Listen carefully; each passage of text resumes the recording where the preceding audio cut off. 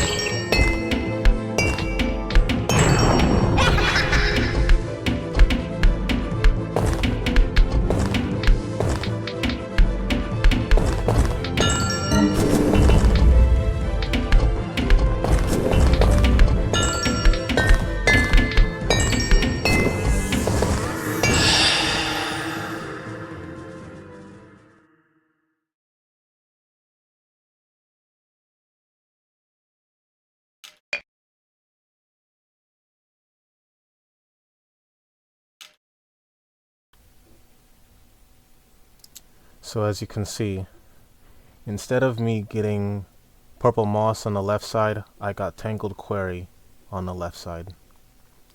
So the level pathing did change in some way, and that's a good thing. Now, you probably heard the Gauntlet music. So again, I'll talk a little bit more about Gauntlet. So Gauntlet has been an actual series, a game series that was created and developed by Midway Games. It initially started as a little arcade game where you can hang out with your friends and sort of just play with a particular set of characters and then try to go as far as possible without having to die. And if you died, then you would have to pay more money through the arcade. So as you can imagine, Gauntlet was the hit because everyone was trying to beat the demon king named Scorn. Anyways, so eventually Gauntlet became successful, then hit the 2000s. Actually, no, not even before that. I think there was a Gauntlet on the 64. Yeah, there was a Gauntlet Dark Legacy on the Nintendo 64. And, wait, no, not Legacy, but it's the original Gauntlet, Gauntlet Legends. And that game had the entire content, I guess I'll say that because I can't think of the word right now. It had everything packed in one little cartridge. And that was, I guess, a success, and that led to Gauntlet Dark Legacy. Now Gauntlet Dark Legacy, what it did was, it not only did it use different pieces of music because it was a remaster of Gauntlet Legends, but it also added new content where you can actually face Garm, who was he the brother? No, he wasn't the brother of Scorn. I don't think so. No, but he essentially did not like Summoner, I think. And when Scorn died, Garm stole his power. I'm trying to remember because it's been a while since I played the game. And then you had to go through a whole on section where you had to go into, not obviously you were in the depths of hell, but you were in the underworld. So you were, it was a terrible, you know. And that's the thing about Gauntlet games. The levels are not easy. The levels take a lot of time and a lot of patience to complete. And if you're not well equipped, then you will get brutally mauled or hurt. Yeah, because it doesn't hold back. Gauntlet does not hold back. If you don't know what you're doing, if you're not prepared, you have a variety of characters that you can use as well. You have the wizard, you have the dwarf, you have the sorcerer, the sorceress, the knight, the Valkyrie. List goes on and on and on. But you have a wide variety of characters that you can use, and that's what also makes the Gauntlet game so unique. Oh, I remember, you have Archer and Jester. So that, along with the music choices that they made, it's not just the same thing, or it's not just the same level. They try to mix it up, and they try to give you puzzles too. That's the thing. They also have puzzles, and you can unlock characters. So that is what made Gauntlet as a game stand out from other adventure games. It's not a platform game. It's more so an adventure, shoot 'em up style game, but not with bullets. And it's just really great. It's really great. So that's my sense on Gauntlet. As I said, you guys would have to see the gameplay for yourself, or you would have to play it for yourself. I'm sure you can play it in some way, shape, or form, maybe through an emulator or something. I don't know much about emulators, but I know that it's possible. Alright, that's all. Let's continue.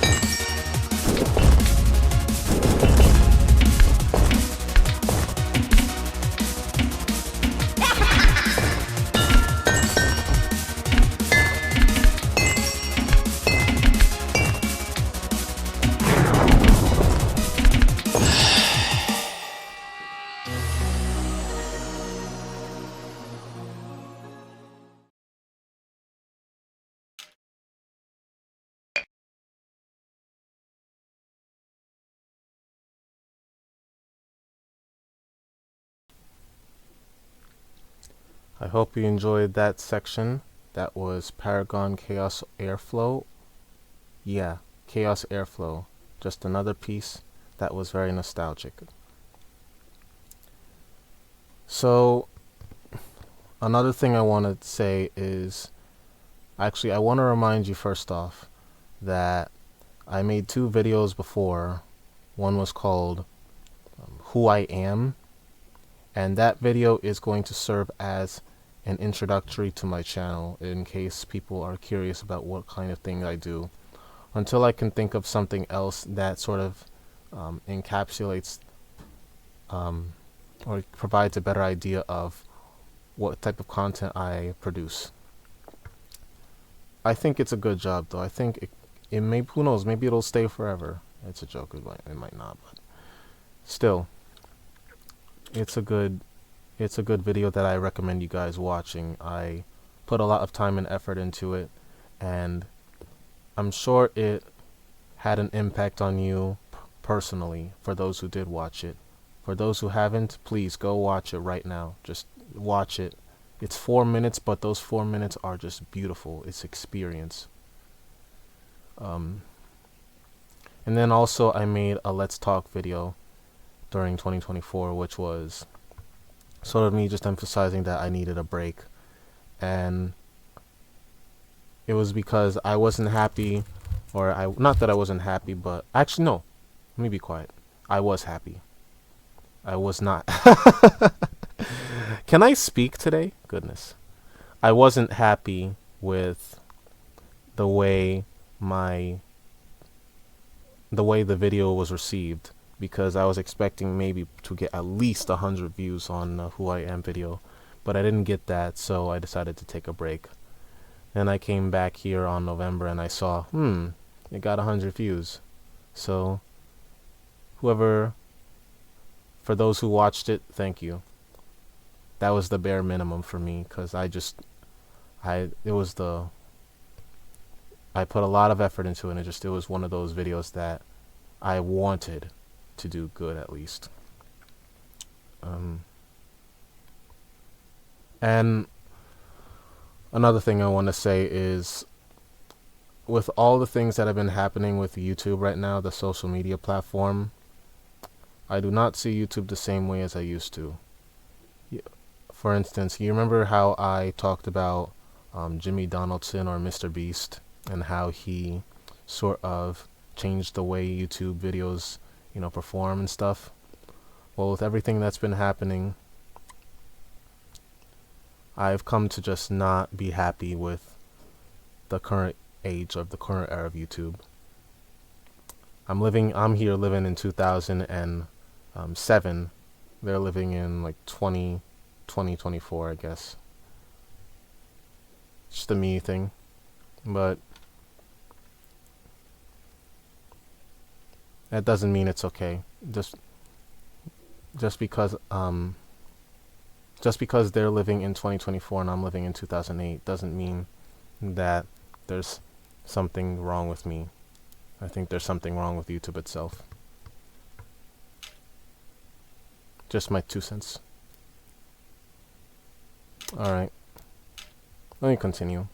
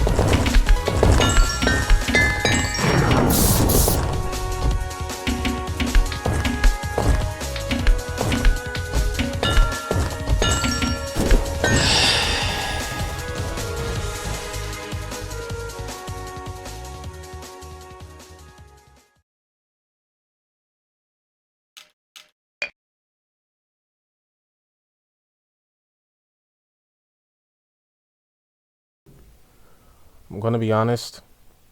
The way I ended that discussion about the current state of YouTube, I feel a little unhappy about it. So I'm going to more so express something that I didn't express before, but I think it's sort of important to understand where I'm coming from. I've been subscribed to Mr. Beast since 2019. And I used to actually enjoy his terrible garbage content. But the way things have gone, the dude's shady as heck, man. You know, he looked like the type of guy who was going to do really great things. He said he wanted to do charity work and help people. He wanted to just help people as his goal.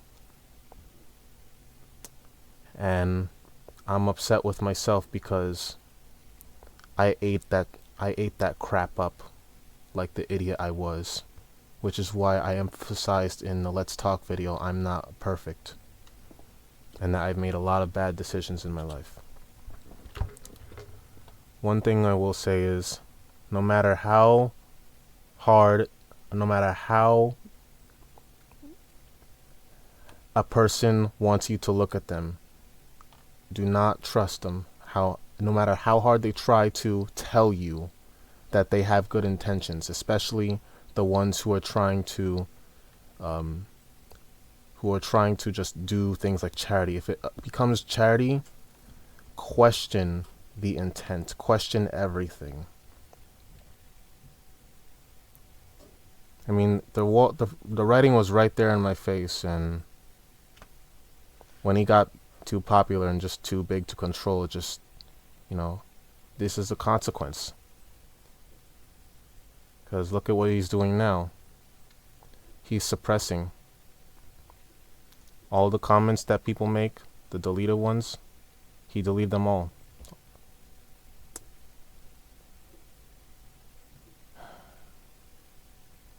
And then on top of that, he has people in his inner circle, not just public relations or Beast organization members, but Jimmy has people like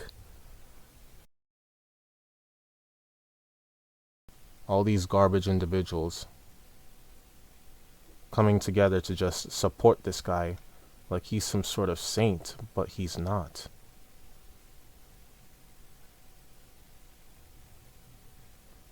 And the disappointing thing about all this is YouTube allows it. Because why? That's their golden boy. It's their golden boy.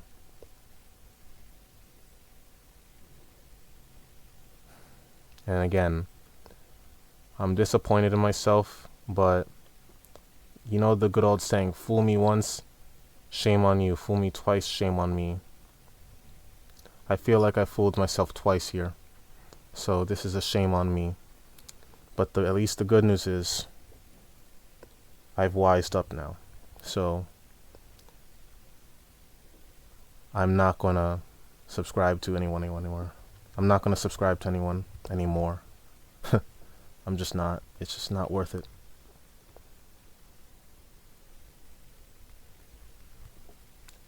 And also, this just to say in general one more thing.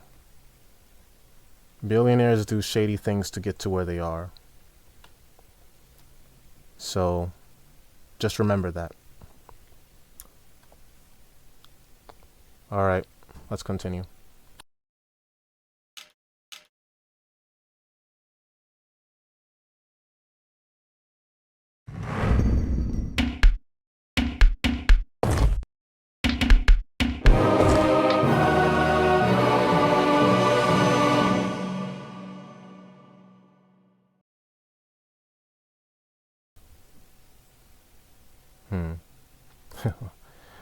Yeah, that's my first loss. Nice.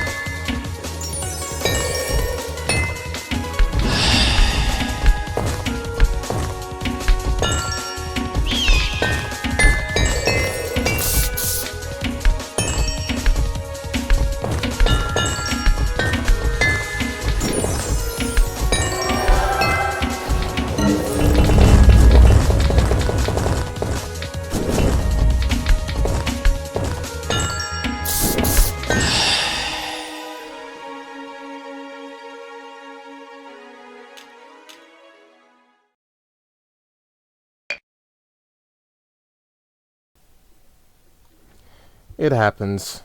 You win some, you lose some. But again, this is why I messed with the level order, because when you have Lost Architecture and then immediately goes into Sunset Bound, that is a terrible combination.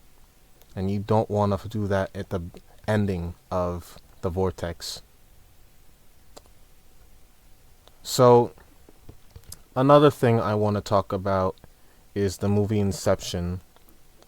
And I want to explain where I got the idea for the Who I Am video. I think that's very important. And before I get into it, just a quick notice, I guess. I don't know that much about not time travel, but the idea of planting an idea or using dreams to plant an idea that you believe is yours, but in actuality is not. Yeah, that's one way of putting it together. I'm not an expert at, those types of movies. It sounds a bit psychological, but I'll do my best right here. So how do I want to start this off? Well, let's talk about the movie first, right? So, Inception, right? It's a movie about a man, I think his name was Cobb. And this guy, he has this crazy ability. He can enter people's dreams, other people's dreams. So he's given a task, right? And that task involves planting an idea, which I mentioned before, planting an idea in someone's mind.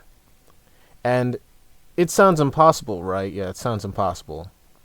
But he actually does it. And this movie shows us how he has to face his past in the process, right? So it explains the concept of Inception, and it does a great job delving into his backstory, right? He did all this, yeah. Yeah, so he does all this, and in the process, he goes so far as to see his wife and his children. And overall, the movie is it keeps you on edge. In the beginning, when I watched it, it was very confusing. I'm glad that I had a parent with me because they helped explain to me what was going on in certain situations. So, certain situations, there was a dream inside of a dream. Certain techniques that were being used to perform the Inception, they explained that. No, we gotta cut that out. Alright, I had to cut that out. My parent explained that, right? So, the best I could say is, if you're into movies that focus on, the dreams, maybe the brainwashing, the mind meddling, I recommend you watch that movie during the spare time, okay? During your spare time. Because I feel that it's a really great movie. And while I didn't understand every single thing, I still believe that it deserves the praise. Alright? So I plan to watch it again, because there's definitely parts that I missed, and I've done this before. I've watched the movie twice to get the message. But there's probably multiple messages. I mean, I know for a fact that one of the easiest messages about the movie Inception is that life is it's simply too precious. It's too precious to give up your life. So, if you're ever struggling, believe me when I say that you're not in it alone, alright?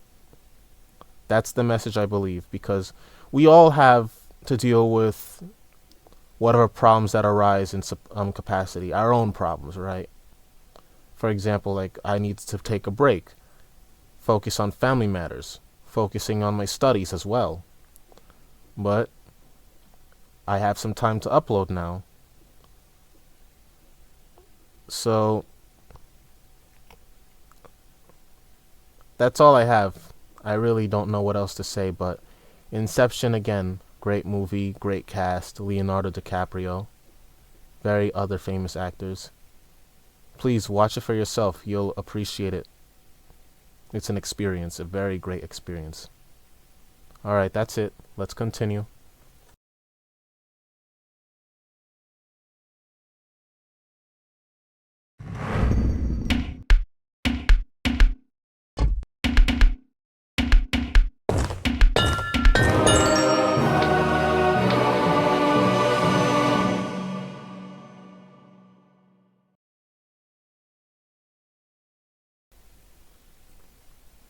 It happens.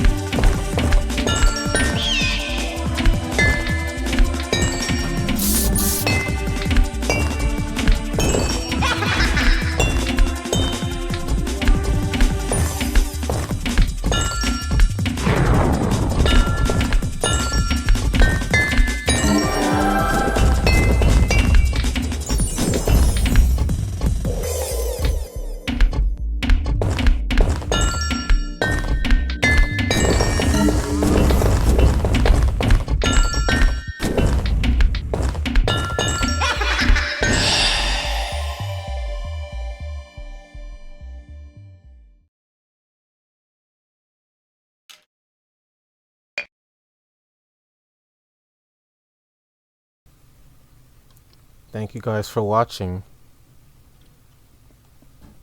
the unlisted version with what's his name?